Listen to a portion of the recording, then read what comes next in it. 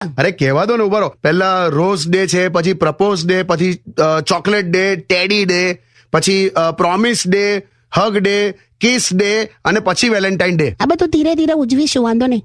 હું એટલે જપનેલી હો. કાલે ટેડી ડે.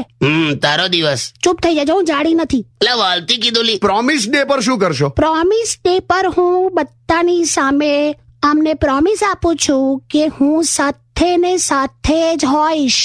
વાહ. પણ એટલે હવે નાવા ધોવા બાથરૂમમાં એ બધામાં તો એકલો જાય કે નહીં માણસ?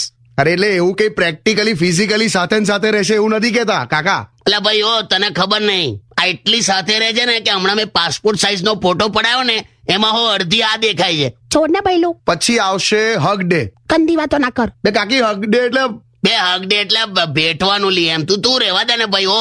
ઓકે, પછી શું છે? પછી શું છે? પછી છે કિસ ડે. અરે વાહ. કિસ બીસ ના કરતી હો તું. કેમ? વચ્ચે મારા કાન ઉપર